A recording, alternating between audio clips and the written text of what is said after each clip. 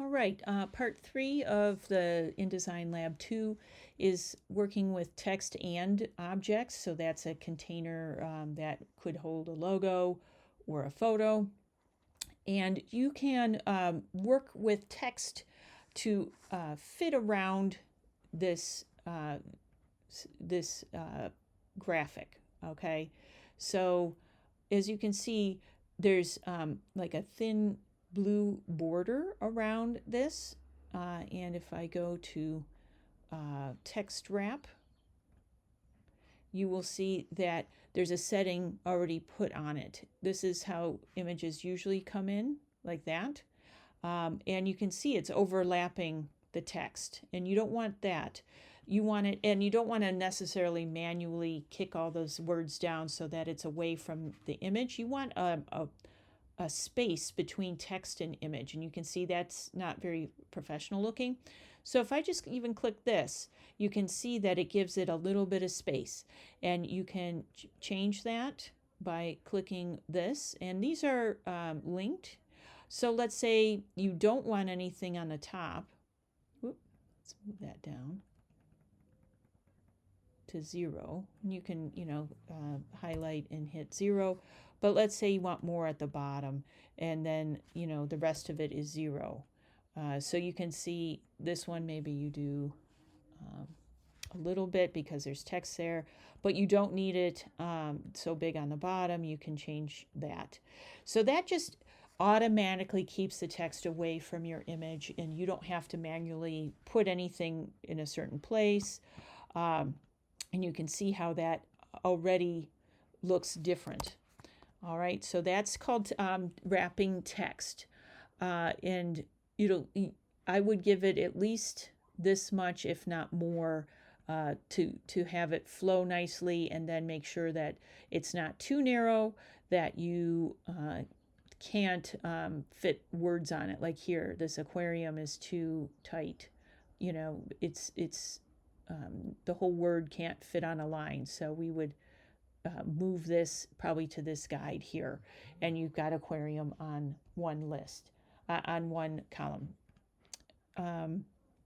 And you can arrange under properties. So let's say you, undo, just like you do in Photoshop, in Illustrator. See, maybe you want that on top, so you can go to object, arrange, and bring to front.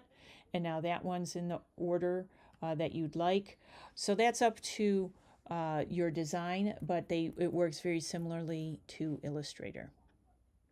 Now, if we go to layers, you can see there's a brochure file. We're not going to save that.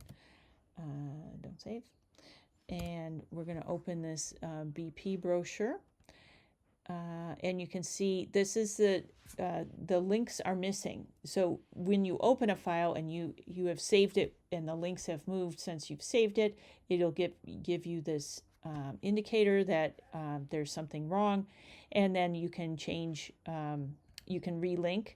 You can also see down here, it'll say errors, and if you go to the pre-flight panel, it'll also list anything like if the fonts are missing or if there's problems, it will show up here. So that's another way to fix things. And just like in Illustrator, there's layers, and they work pretty similarly. You've got this is like a folder, or sub layers. If you think of this as the main layer as a folder, and then everything sits in between, and it's grouped by type, and you can turn everything off and on and find it, and it'll be highlighted. So if I click here, you'll know where you're at and everything. So let's see. So this will show me the contact us, so you can turn that off and on. You can lock the layers. So that's important stuff. And if I were to click and drag up above, now everything is hidden because the images have this rectangle, these rectangles that are above the text. So you may or may not want that.